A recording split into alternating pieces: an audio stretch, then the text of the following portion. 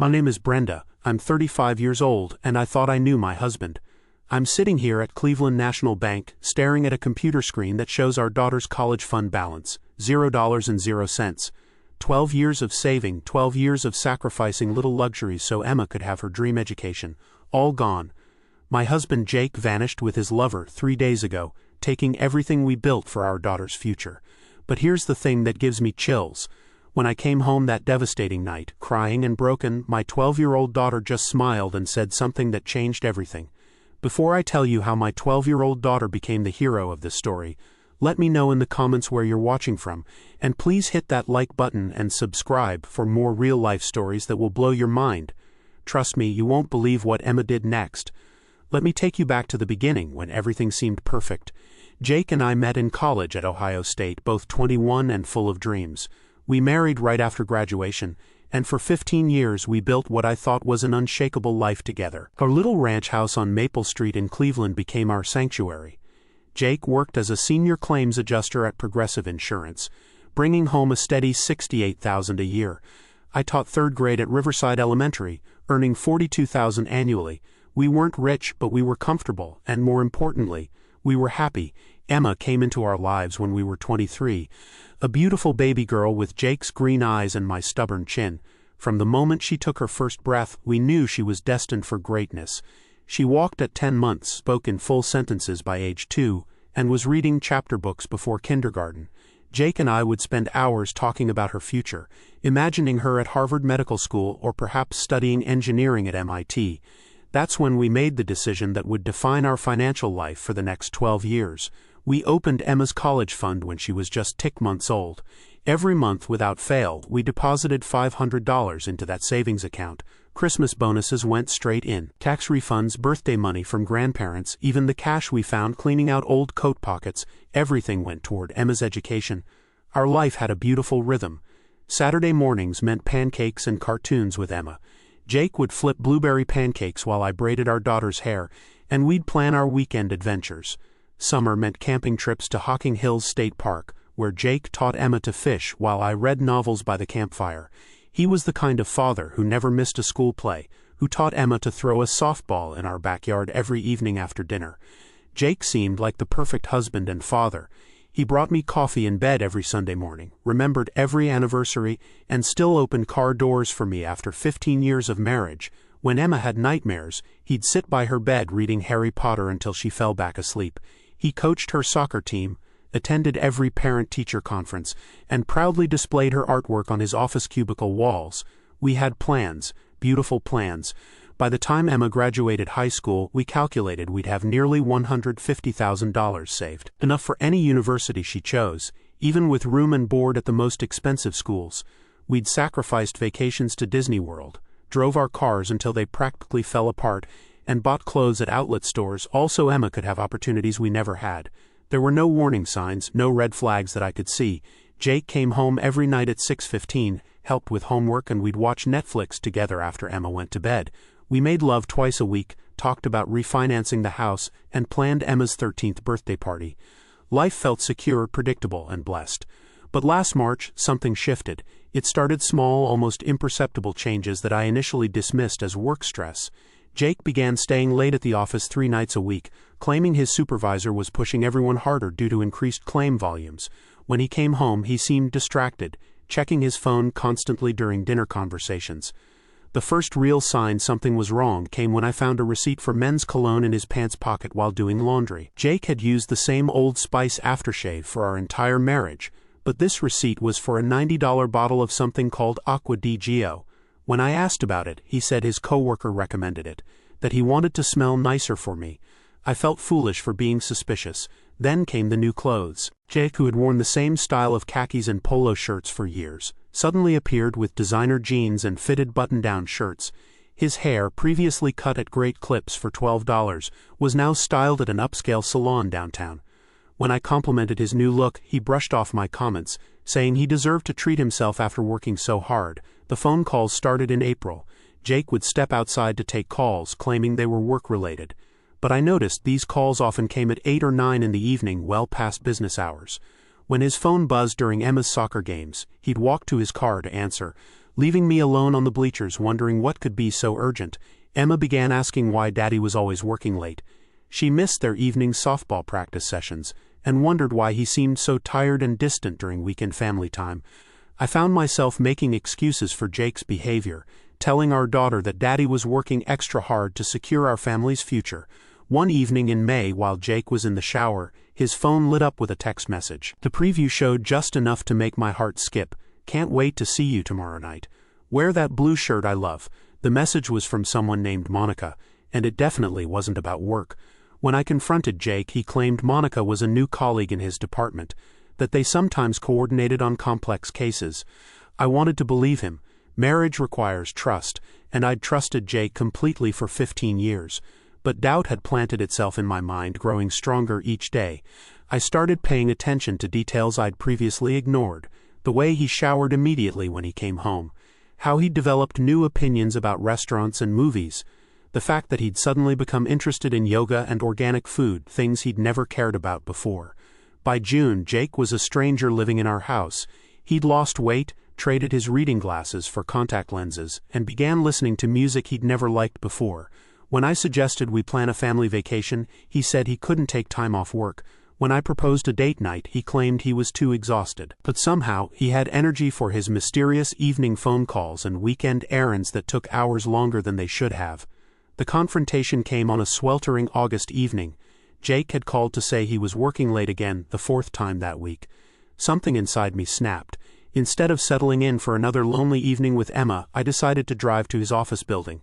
I told myself I'd surprise him with his favorite sandwich from the deli down the street. His car wasn't in the Progressive Insurance parking lot.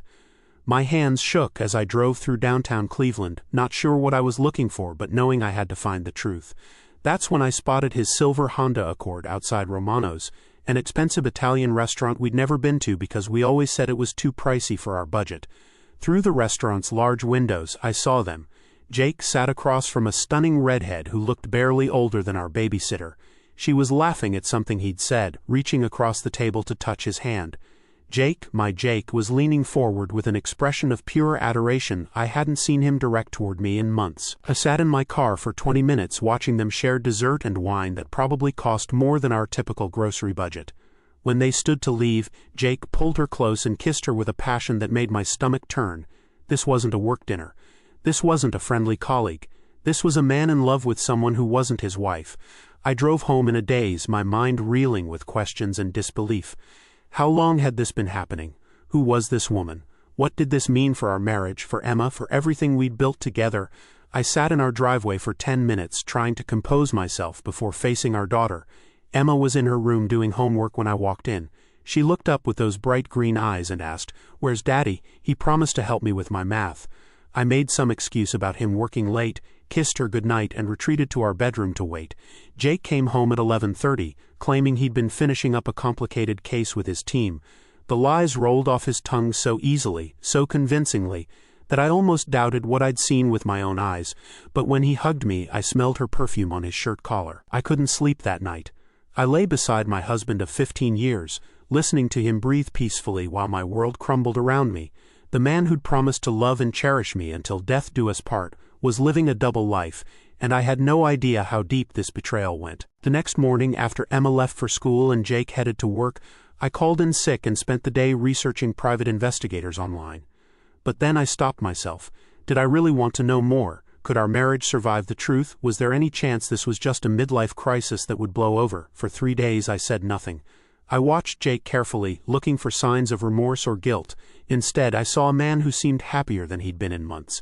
He hummed while getting dressed, smiled at his phone, and had a spring in his step I hadn't seen since our early dating days. He was in love, just not with me. Finally, on a Thursday evening after Emma had gone to bed, I confronted him. "I saw you with her," I said simply. Jake's face went white, then red, then white again. For a moment he looked like he might deny it, but something in my expression must have convinced him that lies wouldn't work anymore. "Her name is Monica," he said quietly. "She works at Nationwide Insurance. We met at a conference 6 months ago, 6 months, while I was planning Emma's birthday party and researching high schools for her future. My husband was falling in love with another woman. The conversation that followed was the most painful of my life. Jake admitted he'd been unhappy for years but hadn't known how to tell me. He said Monica made him feel young and alive again, that she shared his interests in ways I never had. He claimed he'd never meant for it to happen, but now that it had, he couldn't stop. I begged him to end it. I promised we could go to counseling, take a second honeymoon, find a way to recapture what we'd lost. Jake seemed torn, looking around our living room at 15 years of shared memories. I need time to think, he said. This isn't fair to anyone, especially Emma. That night, for the first time in our marriage, Jake slept in the guest room. For 2 months we lived in limbo. Jake agreed to couples therapy with Dr. Sarah Mitchell, a counselor recommended by our pastor. Twice a week we sat in her downtown office dissecting our marriage and trying to find a path back to each other. Jake seemed genuinely remorseful during these sessions, talking about his regret and his desire to make our family work. He claimed he'd ended things with Monica, showing me a text message that said, "I'm sorry, but I need to focus on my family right now." Dr. Mitchell praised his commitment to the healing process and helped us develop strategies for rebuilding trust and intimacy. For a while it seemed to be working. Jake came home at normal hours, put his phone away during family time, and made an effort to reconnect with both Emma and me. We went on family bike rides, had movie nights with homemade popcorn, and even managed a romantic dinner out while Emma stayed with my mother. September and October felt like a second honeymoon. Jake brought me flowers every Friday, helped Emma with her science project on solar systems, and talked enthusiastically about our plans for Thanksgiving. He seemed like the man I'd married, attentive and loving and fully present in our life together. Emma noticed the positive changes too. "Daddy's happy again," she observed one evening while we were making cookies together. "He's been singing in the shower like he used to." I allowed myself to hope that we'd weathered the storm, that our marriage would emerge stronger than before. Dr. Mitchell was optimistic about our progress. In early November, she suggested we could reduce our sessions to once a week, then once a month as we continued to heal. Jake seemed genuinely committed to the process, speaking passionately about his love for our family and his regret over the affair. But I should have known it was too good to be true. Love isn't something you can simply turn off and on like a light switch. The heart wants what it wants, and Jake's heart belonged to Monica, no matter what his head told him was right for our family. The signs were subtle at first. Jake would zone out during conversations, staring into space with a wistful expression. He'd lost weight, claiming it was from stress, but I recognized the look of a man pining for someone he couldn't have. His participation in therapy began to feel robotic, like he was saying what he thought Dr. Mitchell wanted to hear rather than speaking from his heart. Then, in early November, I noticed he'd started taking his phone into the bathroom with him. When I asked about it, he said he liked to read news articles during his morning routine. But I could hear him typing, not reading. The secretive phone behavior was back, along with the late-night showers and the distant look in his eyes. I wanted to confront him, but I was terrified of what I might discover. Instead, I threw myself into planning Emma's 13th birthday party and preparing for the holidays. If I stayed busy enough, maybe I could ignore the growing certainty that my husband was slipping away from us again. The college fund continued to grow during this period. We'd reached $127,000, right on track for our goal. Sometimes I'd log into the account just to look at that number, imagining Emma's face when she opened her acceptance letter to her dream school. That money represented everything we'd worked for, every sacrifice we'd made, every hope we'd nurtured for our daughter's future. November 15th will forever be etched in my memory as the day my world collapsed.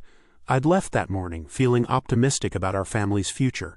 Emma had aced her math test, Jake had kissed me goodbye with what seemed like genuine affection, and I'd planned a special dinner to celebrate getting through the tough times in our marriage. I taught my third graders about Pilgrims and Native Americans, graded spelling tests during lunch, and stopped at the grocery store to buy ingredients for Jake's favorite pot roast. I was humming while pushing my cart through the produce section picking out fresh herbs and vegetables, when my phone buzzed with a text from Emma. "Mom, where's Dad? There's a note on the kitchen table." My blood ran cold. I abandoned my half-full cart in the middle of aisle 7 and raced home, breaking every speed limit between the store and our house. Emma met me at the front door, her young face confused and frightened. She handed me a single sheet of paper with Jake's familiar handwriting. "Brenda, I'm sorry, but I can't live a lie anymore. Monica and I are leaving Cleveland together. I know this is cowardly, and I know it will hurt you and Emma terribly, but staying would hurt all of us more. I've taken what I need to start over. Please don't try to find us. Take care of Emma. She's the best thing I ever did. Jake. I read the note 3 times before the words sank in. Then I ran through our house checking for what was missing. His clothes were gone from our closet, his laptop, his golf clubs, his collection of vintage baseball cards, all gone. The family photos remained, but Jake had vanished from our lives as thoroughly as if he'd never existed. But the real devastation came when I checked our bank accounts online. Our joint checking account, which had held $3,000 that morning, was down to $57. Our savings account had been cleaned out entirely. And Emma's college fund, our precious nest egg that had taken 12 years to build, showed a balance of $0.00. $127,000 gone. Every birthday check from grandparents, every tax refund, every sacrifice we'd made, stolen by the man I'd trusted with our daughter's future. I sat at our kitchen table, staring at the computer screen, unable to process the magnitude of Jake's betrayal. Emma found me there an hour later, sobbing over bank statements and printouts. "Mom, what's wrong? Where did Daddy go?" she asked, her voice small and scared. "How do you explain to a 12-year-old that her father has abandoned her and stolen her college fund for another woman?" I tried to hold it together for Emma's sake, but that night, after she'd cried herself to sleep, I completely fell apart. I locked myself in our bathroom and screamed into a towel until my throat was raw. 15 years of marriage, 12 years of savings, a lifetime of trust, all destroyed in a single day. I called the bank first thing the next morning, desperate to understand how Jake could have legally taken money we'd saved for Emma. The customer service representative patiently explained that since Jake was a joint account holder on the college fund, he had every legal right to withdraw the money. There was no fraud, no crime, just a husband exercising his legal access to funds he'd helped accumulate. The betrayal was complete and perfectly legal. Jake had planned this carefully, waiting until he had access to every dollar we'd saved before disappearing with his new love. He'd sat through therapy sessions, made promises about our future, and let me believe our marriage was healing, all while planning to devastate our lives. Emma was remarkably strong during those first few days. She asked thoughtful questions about why Daddy had left and whether it was her fault. I assured her that none of this was her responsibility, that sometimes adults make terrible decisions that hurt the people they love most. But inside I was dying. How would I afford Emma's education now? How would I explain to her that her dreams might have to be smaller because of her father's selfishness? On the third night after Jake's disappearance, I was sitting at our kitchen table, surrounded by financial documents and tissues, trying to figure out how to rebuild our shattered lives. Emma padded into the kitchen in her pajamas and slippers, her hair messy from sleep. "Mom," she said softly, "I know you're worried about my college money." I tried to reassure her that we'd figure something out, but she held up her hand to stop me. Then she smiled, a mysterious little smile that reminded me so much of my own mother's expression when she had a secret. "Don't worry, Mom. I handled it." 3 days later, I was mechanically going through the motions of normal life when Emma asked me to sit down at our kitchen table after breakfast. She had that same mysterious smile, and something in her green eyes made my heart skip a beat. "Mom, remember when I said I handled it? Check your email." With trembling fingers, I opened my laptop and logged into my email account. There, sitting in my inbox, was a message from Cleveland National Bank with the subject line, "Account transfer completed."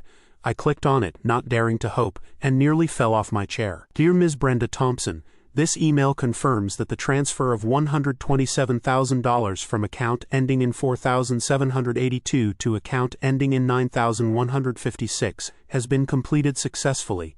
If you have any questions about this transaction, please contact us immediately." I stared at the screen, reading the message over and over again. "Emma, I don't understand. What is this?" My 12-year-old daughter pulled out a stack of papers from her backpack and spread them across our kitchen table. Bank statements, printed emails, and what looked like legal documents were organized in neat piles. Emma had always been methodical, but this looked like the work of a financial advisor, not a middle schooler. "I've been planning this for 3 months, Mom," Emma said calmly. "Ever since I heard you and Dad fighting about Monica back in August. I knew he was going to do something terrible, so I had to protect our family." She explained that she'd been listening to our arguments through the heating vents in her room, understanding far more about our marital problems than I'd realized. When she heard Jake mention the college fund during one of our heated discussions, she knew she had to act. "I started researching online, Mom. YouTube has videos about everything, including how bank accounts work and how to protect your money. I learned about joint accounts and individual accounts, and something called financial planning." Emma had approached my mother, her beloved Grandma Susan, with a request that seemed innocent at the time. She wanted to open her own savings account so she could learn about managing money. My mother, proud of her granddaughter's initiative, had helped Emma open an individual savings account with $100 from her birthday money. But Emma's plan was far more sophisticated than anyone realized. She'd been systematically learning Jake's banking passwords by watching him type, memorizing the sequence of his finger movements when he checked accounts on his laptop. She'd studied the family banking patterns, noting when transfers typically occurred and how much activity would seem normal. I started moving the money in small amounts, Mom. Never more than $7,000 at a time, and I spread it out over 6 weeks. I knew Dad wouldn't notice because he never really paid attention to the account balance, just the monthly statements. The transfers had been brilliant in their simplicity. Emma would wait until Jake was in the shower or outside mowing the lawn, then quickly log into the college fund account and transfer money to her individual savings account. She'd clear the browser history and log out, leaving no trace of her activity. The hardest part was changing all the account information so Dad couldn't access the new account, Emma continued. I had to call the bank and pretend to be you, Mom. I practiced your voice and memorized your social security number and maiden name. I was simultaneously horrified and amazed. My 12-year-old daughter had executed a complex financial maneuver that required planning, patience, and skills I didn't know she possessed. She'd essentially saved our family's future while I was focused on trying to save my marriage. Emma, honey, what you did was incredibly smart, but also incredibly dangerous.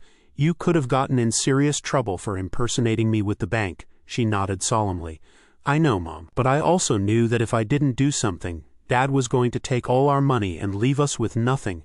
I couldn't let that happen to you, and I couldn't let it happen to my future. Emma had completed the final transfer just 1 week before Jake's disappearance. When he'd cleaned out the college fund account, he'd actually only taken the $50 that remained after Emma's systematic withdrawals. The rest of our savings were safe in an account he didn't know existed, protected by a 12-year-old who'd understood the situation better than any adult. The money is all there, Mom. Every penny we saved, plus some interest.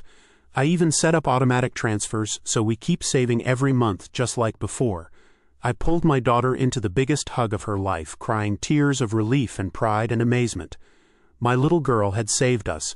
While I'd been focused on fixing my broken marriage, she'd been protecting our family's future with the wisdom and determination of someone 3 times her age.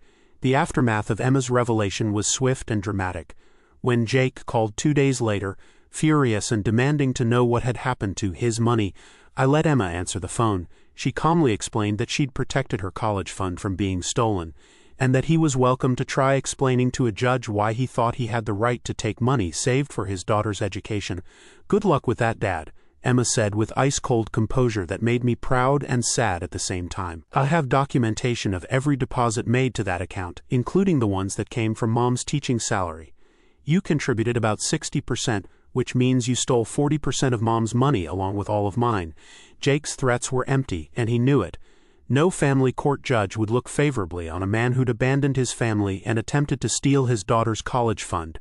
His lawyer, when he finally consulted one, confirmed that Emma's actions, while unconventional, were legally defensible since she'd been protecting assets from potential theft. Monica, it turned out, had been expecting Jake to arrive in Florida with a substantial nest egg to fund their new life together. When she discovered that his successful insurance career hadn't actually provided the financial security he'd promised, her ardor cooled considerably. Jake called me 3 weeks later, alone and broke, asking if he could come home. That ship has sailed, I told him firmly.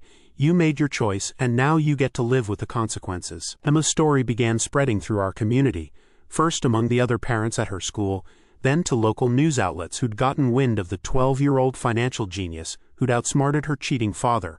Reporters wanted interviews, but I politely declined all requests. Emma had been through enough drama without becoming a media sensation. The divorce proceedings were straightforward since Jake had few assets left to claim, and no grounds to challenge Emma's protection of the college fund. I was awarded full custody, the house and child support that Jake would struggle to pay given his reduced circumstances. Emma testified via closed-circuit television, explaining to the judge exactly how and why she'd moved the money. Your Honor, she said with remarkable poise, my father was planning to steal my college fund to run away with his girlfriend. I couldn't let that happen because education is the most important thing in my life. I protected what was mine, and what my mom worked so hard to save for me. The judge was clearly impressed with Emma's intelligence and initiative. He ruled that the college fund would remain in Emma's individual account, with me as custodian until she turned 18. Jake's parental rights remained intact, but his access to any of Emma's financial accounts was permanently revoked. Our life began to stabilize in ways I hadn't expected. Without the stress of Jake's deception and betrayal hanging over us, Emma and I grew closer than ever. We developed new traditions, like Sunday morning pancakes and evening walks around our neighborhood. Emma helped me learn to manage our finances more effectively, sharing the research skills she'd developed during her secret financial education. The college fund continued to grow, reaching $135,000 by Christmas.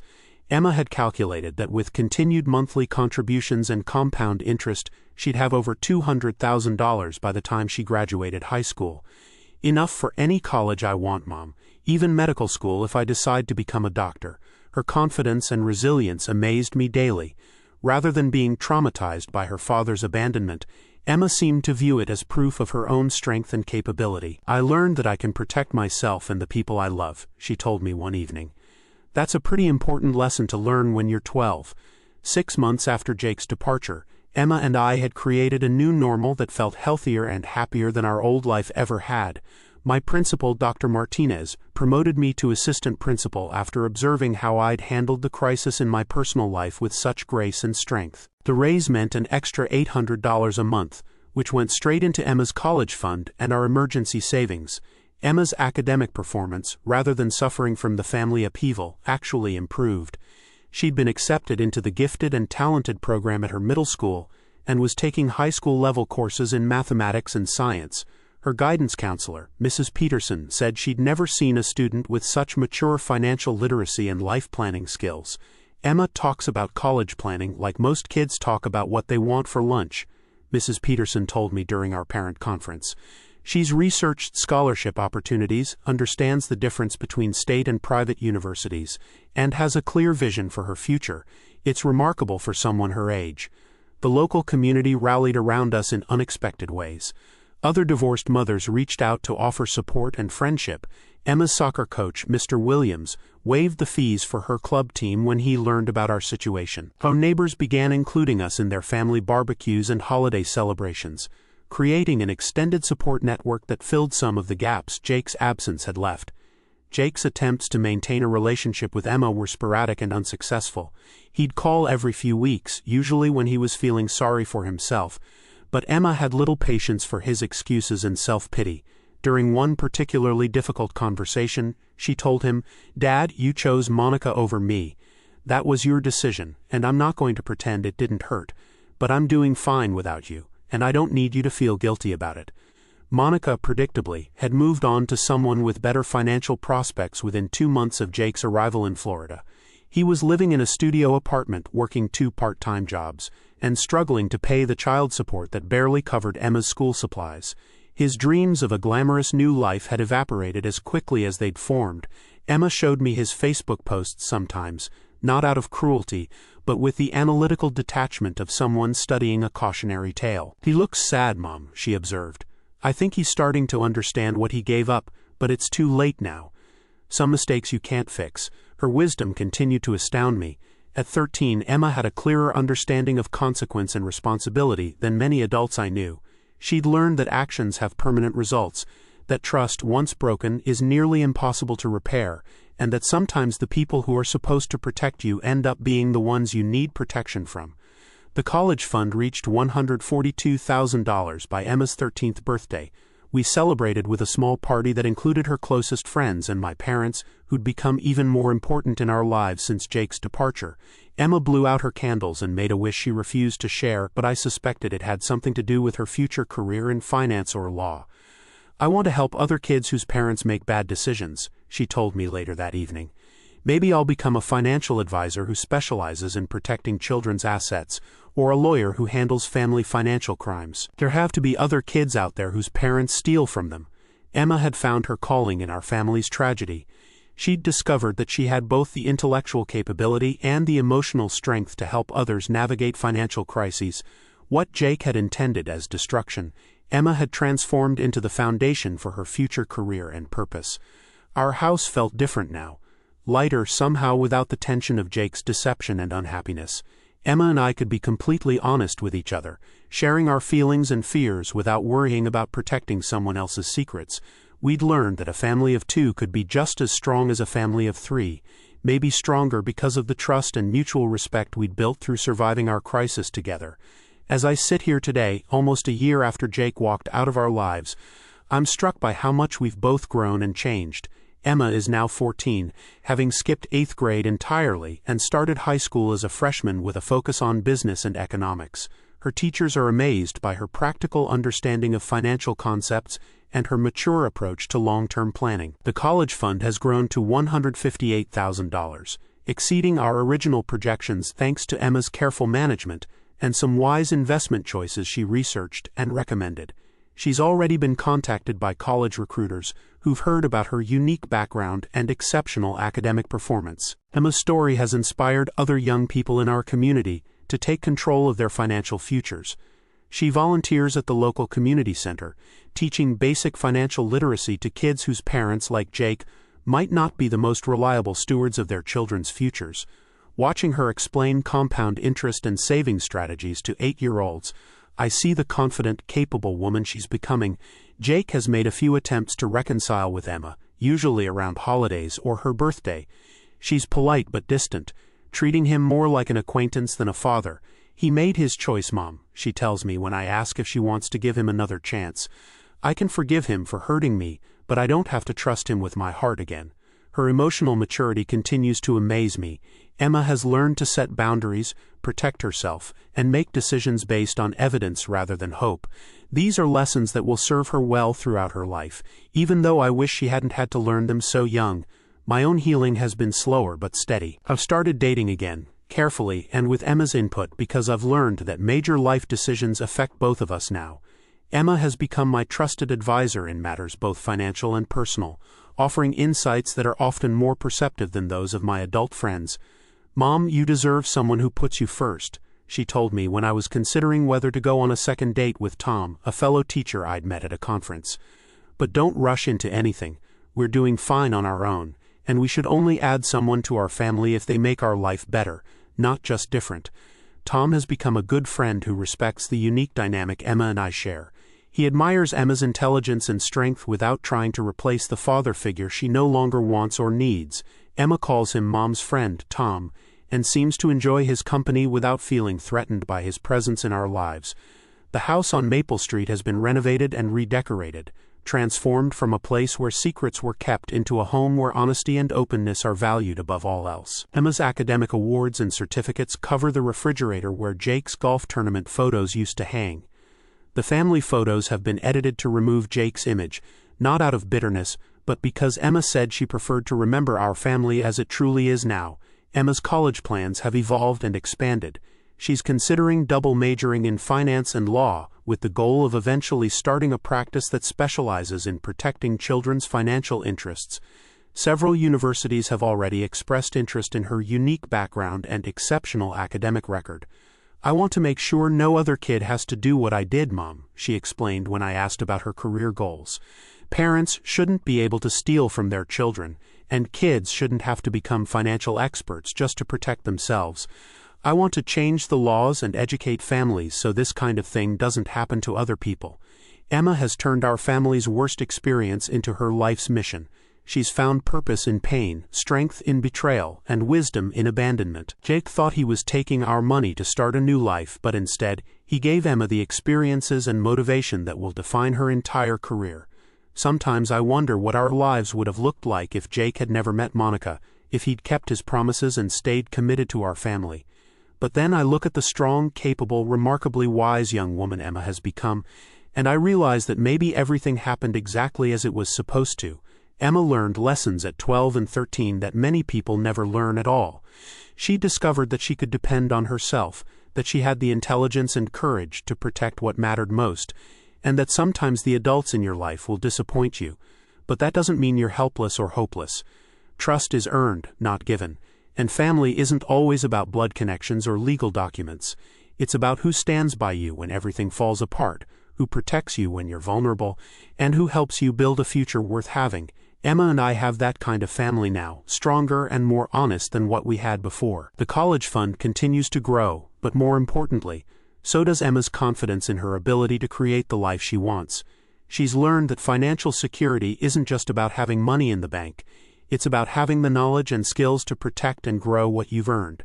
As for Jake, I genuinely hope he finds happiness and peace, even though it won't be with us. Emma and I have moved forward, building a life that's richer and more fulfilling than anything we could have imagined during those dark days last November. We've learned that sometimes the greatest betrayals lead to the most important discoveries about who we really are and what we're truly capable of achieving. Emma often says that losing her father taught her to never depend on anyone else for her future security. But I've learned something different from our experience. I've learned that when you raise a child with love, honesty, and respect, they'll develop the strength and wisdom to save not just themselves, but you too when the time comes. So let me ask you, have you ever had someone you trusted completely let you down? How did you rebuild after a major betrayal? Share your thoughts in the comments below, and don't forget to hit that like button if Emma's story inspired you.